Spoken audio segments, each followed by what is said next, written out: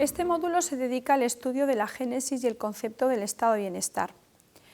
Los diferentes autores distinguen a la hora de hablar del origen del estado de bienestar, tal y como lo conocemos en nuestros días, de tres periodos distintos. En primer lugar, lo que se conoce como el periodo de experimentación, un periodo que se extiende aproximadamente desde 1870 hasta los años 20, hacia 1920, y que está marcado por la publicación de una serie de disposiciones de rango normativo, fundamentalmente las conocidas como leyes de Bismarck, el seguro de enfermedad, el seguro de accidentes, la Old Pension Act de 1908 o la Insurance Act de 1911. En definitiva, esta primera fase del estado de bienestar es, como señala la doctrina, una fase de experimentación.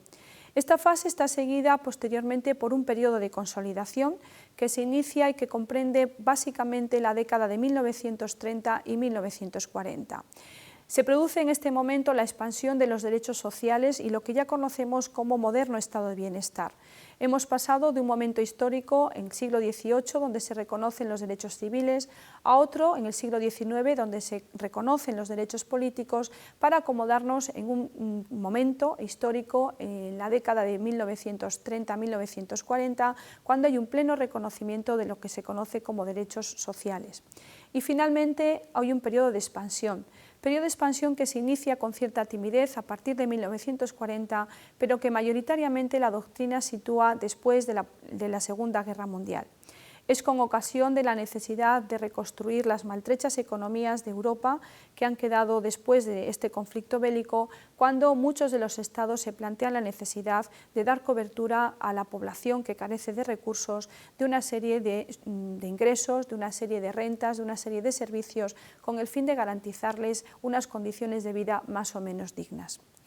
Con estos elementos podríamos definir que el estado de bienestar, tal y como lo conocemos en nuestros días, es un conjunto de intervenciones públicas que se dirigen a mejorar el bienestar social y la calidad de vida de los ciudadanos, de la población. Ya veremos que esta calidad de vida tiene diferentes connotaciones en función de los diferentes países, de las distintas sociedades que se analicen y de los distintos momentos históricos en que se lleve a cabo este estudio. Con carácter general, podríamos decir también que las teorías que han explicado la expansión y el éxito de los estados de bienestar desde estos primeros albores que hemos situado en las postrimerías del segundo conflicto mundial se articulan en torno a dos grandes categorías. Por un lado, las teorías que tratan de explicar el estado de bienestar y su crecimiento desde la demanda de bienestar social. Estas teorías se basan en argumentos que hacen hincapié en los factores institucionales, la renta, la población, el impacto de las ideologías o los logros de los diferentes grupos de presión, fundamentalmente los movimientos sindicales. Otro grupo de teorías, finalmente, tratan de explicar el éxito y la expansión del estado de bienestar basándose en los argumentos de la oferta.